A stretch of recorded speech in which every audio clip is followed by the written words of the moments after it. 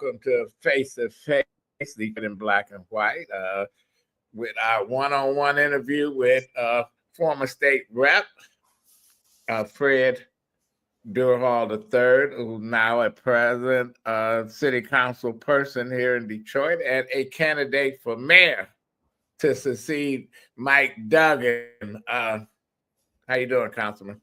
I'm doing well. How are you, man? All right, let's get right to the chase. How are you going to be one of the two people come the end of this primary in October, in August? Tell us how you going to get there. And at this point, you hear all the so-called analysts saying it's a two-person race and they picking this person or they picking that person. Where do you stand? I mean, I think this race is wide open. I will tell you the number one way to be successful in a campaign, and I've run a couple this time in my life and was successful, is go directly to the people, go directly to the voters. And that's exactly what we're going to do. We're spending time right now in different communities. We're hosting house parties. We're talking to seniors. And we're going directly to the voters, bringing our message that we are the most experienced candidate in this race. We are the only candidate in this race that has served on the state level and now on the city level.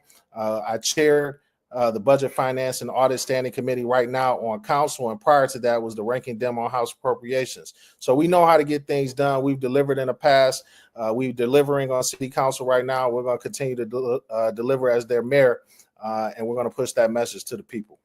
What makes you different than, say, Mary Sheffield or Santil Jenkins or Reverend Ken Locke or Attorney Todd Perkins? What makes you different? What makes you stand out? Why should somebody say, well, you know what? I'm going with Durhal. Why? So one, what I would say is, again, I bring up that experience. Only candidate in here that has served as a state representative and now a member of the Detroit City Council. So we know how to connect the dots.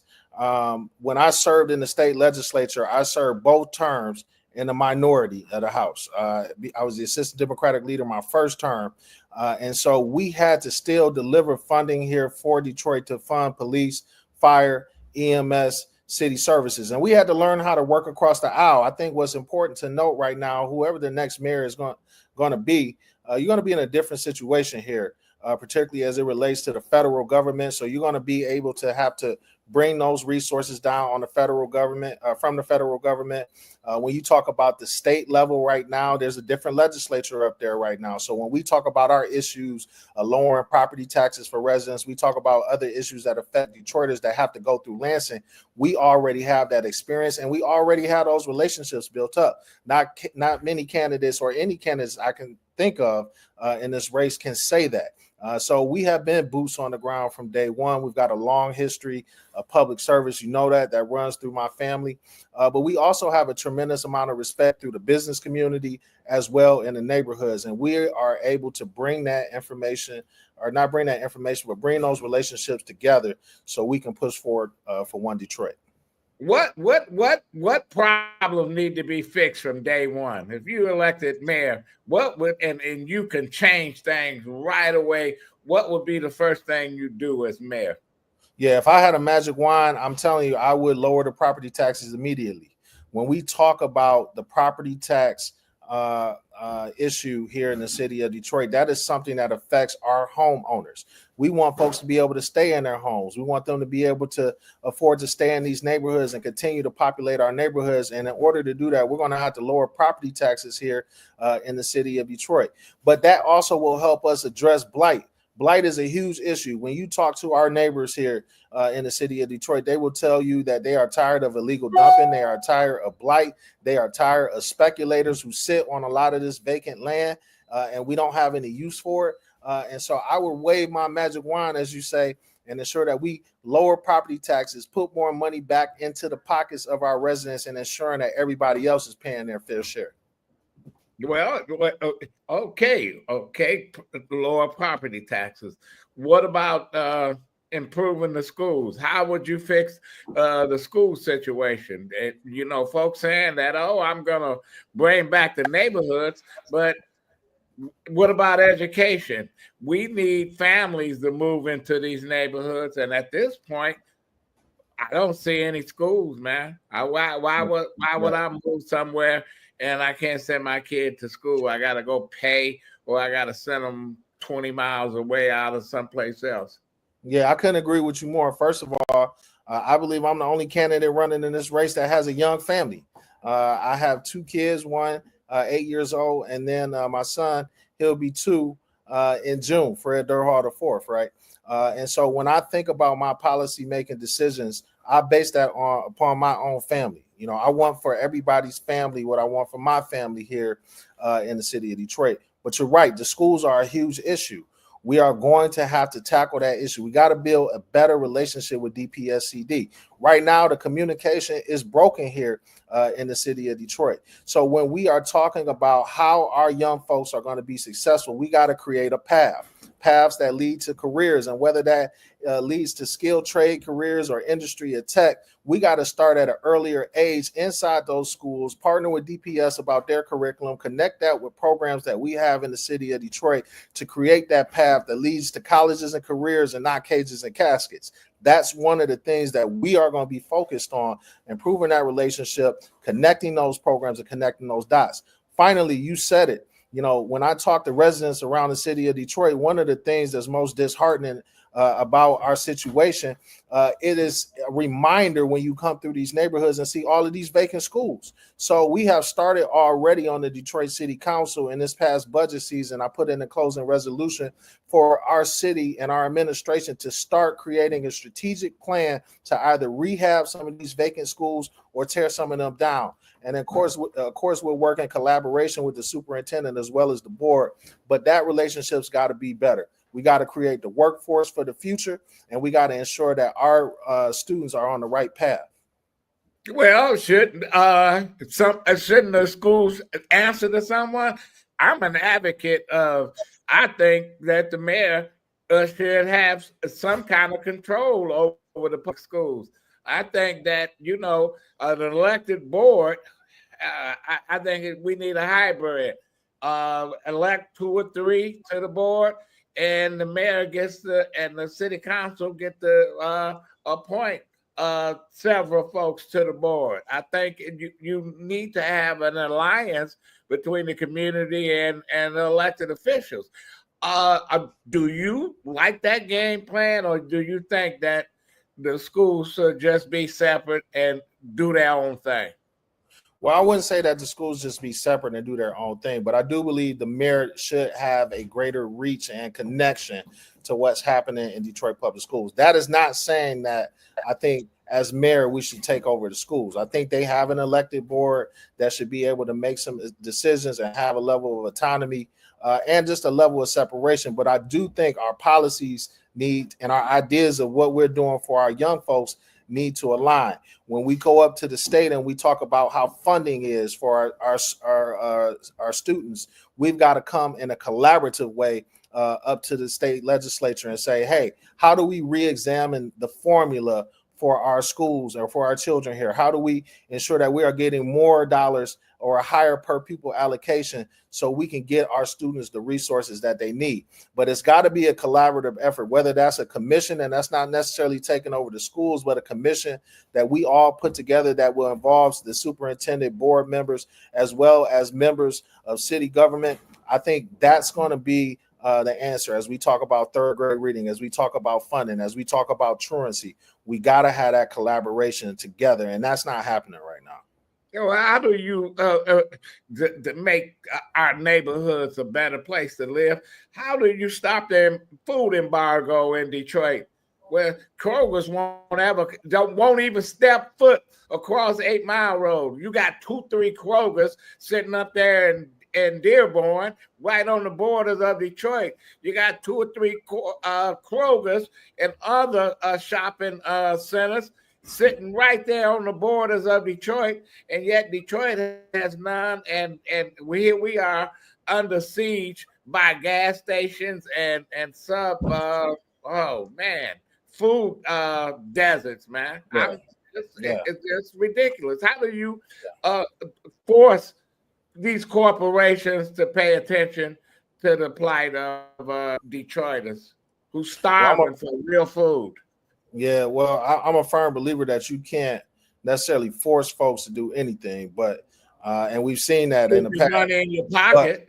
But well, true, and that's us coming together as a community to be able to do that and say, you know, these some of the things that we want. But from a governmental level, what you could do is start to fix these commercial corridors that we're in. That's something that you're going to hear me talk a lot about in this campaign. I'm going to be very focused on expanding our commercial corridors. So just as we have built downtown and those dollars stay down there, we want to create commercial corridors that are adjacent to our neighborhoods. And so those dollars stay in those communities and have the opportunity to upgrade sidewalks and facades of these buildings and keep that dollar circulating through that community. But with that thought, you know, that also helps incentivize development in that area. Yes, we need access to fresh groceries. We need access to pharmacies. We need access to retail. So we are going to build a main street in every district throughout this city that allows our residents to have access to that. And in some instances, you got to create an environment for that, man. You know, that's that old saying, if you build it, they will come.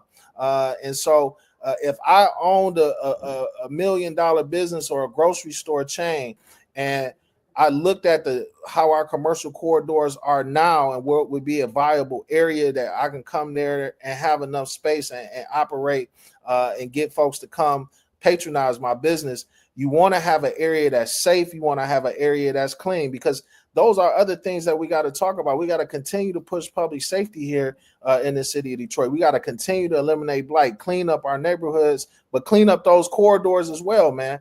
And I think that is how you attract folks who want to come here and do business in the city of Detroit. But we also got to grow our own, Adolph. You know, Detroit was a place one time where a lot of folks moved from down south, from Alabama, Tennessee, Mississippi, Georgia, right? And they said if you couldn't make it in Detroit, you can't make it anywhere. A lot of minority businesses, a lot of black businesses came here, and some of those were grocery stores, some of those was flower shops, some of those were shoe shops. We got to also spawn the next generation of entrepreneurs and make sure that they can start small businesses and, most importantly, remain open.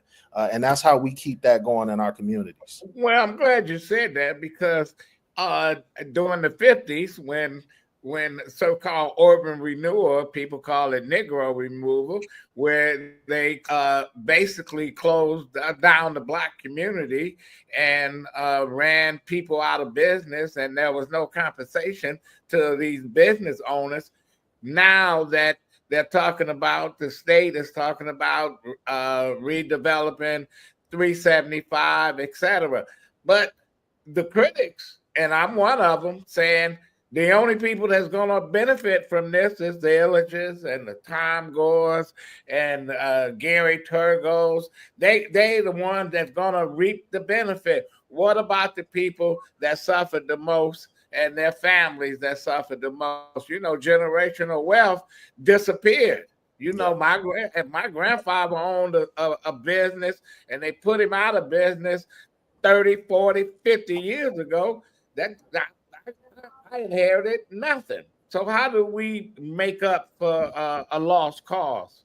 Yeah, as I talk to residents, you know, across the city, particularly about I-375 project and filling in that hole, you know, it's under kind of the narrative or the auspices saying that we want to right a wrong that happened years ago, where so many black families were displaced. Generational wealth, as you said, was eliminated in there. And there are a lot of folks that are not really feeling that right now, right? They're saying that if we do that, what are going to be those opportunities? Are you going to be able to locate those families that were displaced? Are you going to be able to ensure that they're going to be able to get opportunities to business on this land? And we don't have a lot of answers to that right now. But what I would say at that time when I'm mayor, we fill that in. I want to ensure that we spawn a community in that area that has vibrant businesses, particularly to create generational wealth in our black community. That's one of the things that we're going to have to focus on if we are saying under the auspices of getting these dollars that we're going to right this wrong. We got to ensure that we are putting people in place.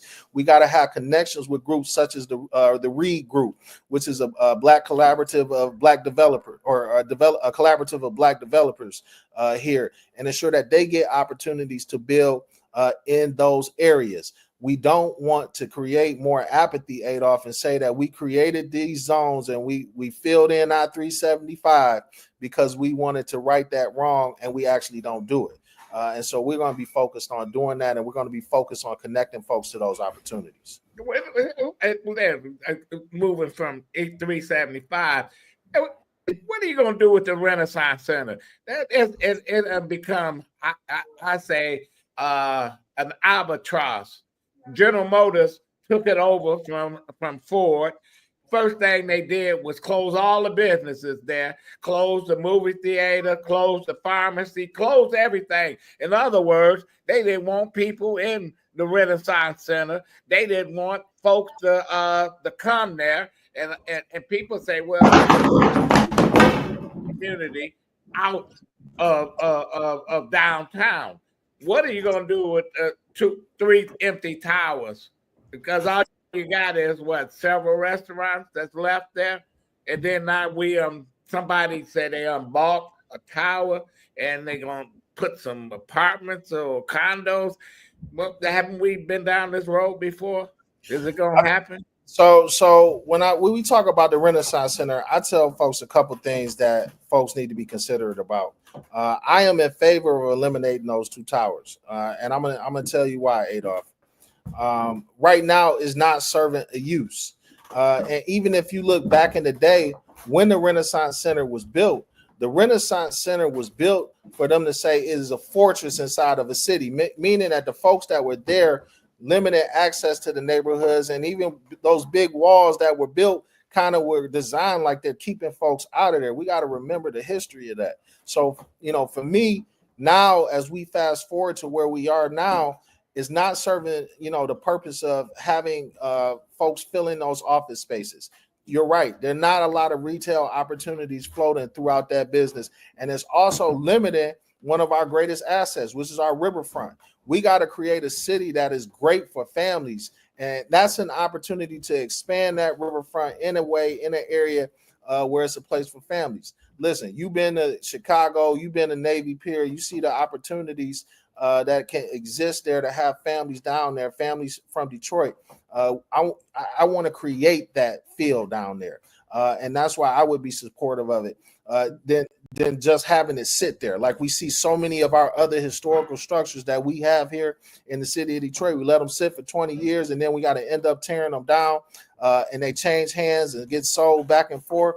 We need to find productive uses for land that don't fit the uses that we need nowadays. Well, listen, you could have been talking about Chrysler. How many times Chrysler changed hands? Everybody pimp Chrysler. And it seems like they come into Detroit and say, oh, okay, we're going to do this and do that. But we always have a group that pops out of nowhere, Councilman, who says, I'm the friends of the slums. You can't tear that down. Listen, they tore down Yankee Stadium, which has a long and better history than Detroit, because they built a new stadium, and it took them 6 months. They tore it down. Detroit Tiger Stadium, which was a symbol of a racist past in our history, and it stood there for years because we had groups of folks that said you can't tear it down. The train station, we got lucky with the train station because we got somebody that finally they redeveloped it. But we can go around the city and we see the old Packer plant. We see all these eyesores that when they're gonna tear them down, Packer plant is older than dust. It's been empty since the early 50s. When you gonna get rid of it? The first Ford Motor Company down there on Woodward in Highland Park is still standing empty. That's saying something about us as a region. How you as mayor going to deal with that kind of waste? Yeah, I mean, we're gonna deal with it aggressively. First of all, those buildings that are sitting there right now that are not serving any use, we either got to find a way to tear them down. If there are some that can be rehabbed, we have to rehab them. But I tell folks to look at what's been done in my district. We had a site in my district, the old American Motor site that sat vacant for over 20 years, now has been redeveloped and created jobs for an automotive supplier that are connecting our residents to jobs. And then that eyesore that exists is no longer there. We got to have that forward thinking to tear some of those things down and find developers that will. But we got to connect folks to those opportunities. When we look at all that blight that exists, I'm being honest with you, man. We've got to tackle it really hard. So you're going to hear about in the next few weeks about my comprehensive tax relief plan that we're rolling out, how we're going to address blight for folks who own those buildings and they just sit there and they sit there and they sit there and they're waiting for somebody to either buy it or develop it. We got to get them off of that land. And as a city, if we own that land, we got to develop a strategic plan to either tear it down and stop waiting for folks to come in who possibly may want to develop. We know if there are buildings that have been sitting now for 20, 30 years, they got to go, right? If it hasn't happened in 20, 30 years, it has to go. And we can create more opportunities to build better communities that are cleaner, that are safer. How are you different than the current mayor? You know, I hear some candidates saying, I'm just going to continue the legacy of Mike Duggan. Mike Duggan is Mike Duggan. That's what right. My question is, what is going to be your legacy, and how are you going to put your fingerprints on the revitalization of this community, and not to take somebody's game plan and say, okay, I don't have to do anything, I'll just implement what they started? Yeah, how we are different, first of all, and that's no disrespect to the current administration, but we're different because we are think in the mind of a legislator, but also know the other side as well. We know how to bridge that gap to be able to get some of these things done that we need. We know we're going to be better at bringing resources from Lansing and getting things across the finish line that benefit Detroiters here where we live. But another thing is, I think our legacy is going to be that we have brought folks together. Whether that's the business community, whether that is our neighborhoods, we have strengthened public-private partnerships. That is what we're going to continue to do. But, you know, we are also going to have tough conversations, Adolph. When we talk about generational wealth, when we talk about decreasing the wealth gap that exists within our communities, we are going to create that path for Detroiters who are living here, folks who have stuck and stayed here over the years, to be able to rise. Right now, we talk about the middle class, right? You know where the middle class is, Adolph? Because if you can tell me, man, where to find it, I'd be happy to go see it. It has disappeared. Across 8 Mile Road. Well, here's the thing. Yeah, we're gonna bring them back because that missing middle that exists, those are folks who make too much to get the subsidies that we have or qualify for some of these programs that we have, but still don't make enough to feel like they're getting by. And again, that's because of property taxes. That's because of a lack of opportunity to jobs. Some of them have to go outside of the city of Detroit to work. And so our legacy is that we're going to build a stronger city that is viable, that has more jobs, but it's going to work to eliminate the apathy. We want folks to feel like, okay, that this is a Detroit for them, a Detroit for everybody. Well, and we're going to work to eliminate that narrative that exists, because it still exists in some ways. But I think if you focus on what matters to the people, like great commercial corridors, so when they leave downtown, they can feel like they're still going back into a community that's closer to their home, that they still have options, that works to help eliminate the apathy, and that lets those folks feel like they are a part of the growth of the city of Detroit. Well, how are you going to light some fire under? We got 2 Congress people that hasn't done a damn thing for these districts here in Detroit. One cares only about what's happening over in the Gaza Strip, and the other one can spends $1 million fucking on a PR campaign and got two people that work for them that represents hundreds of thousands of residents. How as mayor, you're going to get them to get with the program? We know who I'm talking about, Rashida Tlaib and Sri Thanadar. Yeah, we got to use the power of the office. Now, you worked for Coleman Young back in the day, just like my dad did. And one of the things that I remember as a young man is that the mayor had a great reach and a great pulse of what was happening in those congressional districts, right?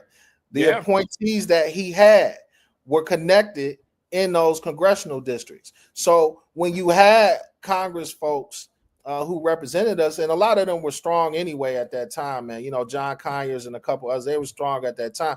But it was also a level of accountability because that the people that you represent here in the city of Detroit are connected also to the administration that exists. Right now, what we see is you have the off years when you got the municipal elections, and then you got the even years when you had the federal elections, right? And you never see really any cross correlation, or you don't see any, of folks really coming together, even for initiatives here that benefit the people, right? And so we are going to let those folks know that, hey, these are our priorities for the city of Detroit. Where do you stand on them?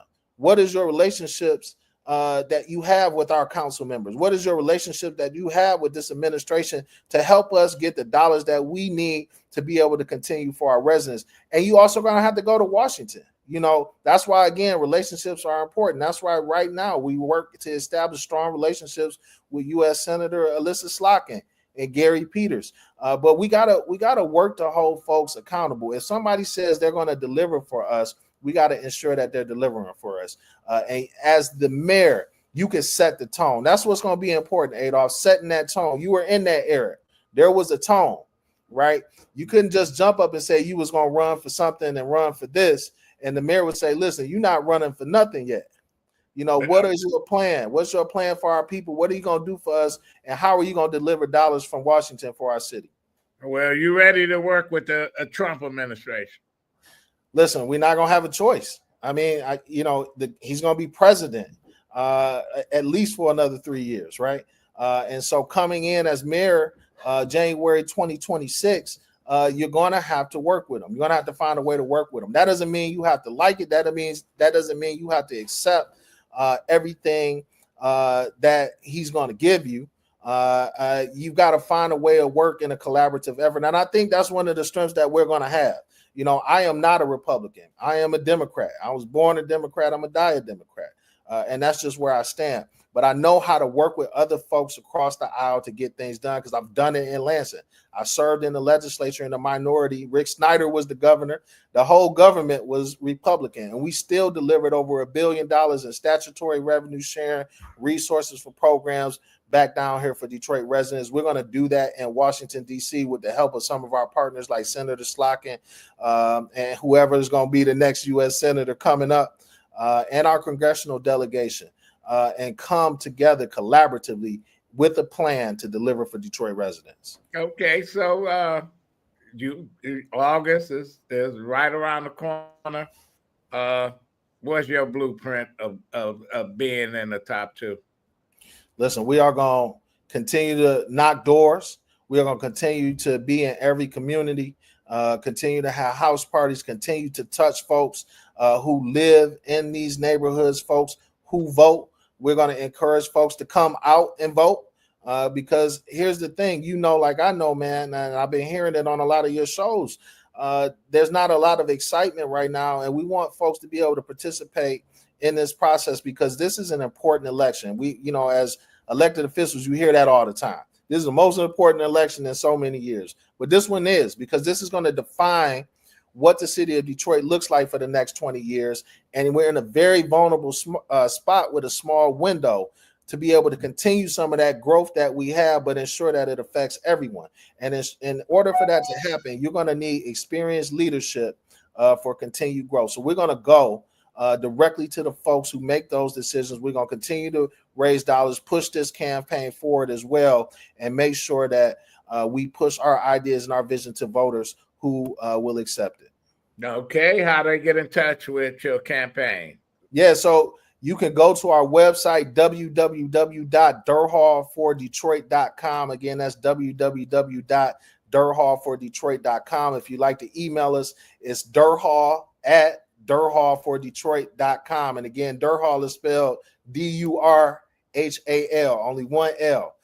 So you can reach us on that, or you can find us on Facebook at Fred Durhal for Detroit. You can find us on Instagram at Durhal Delivers.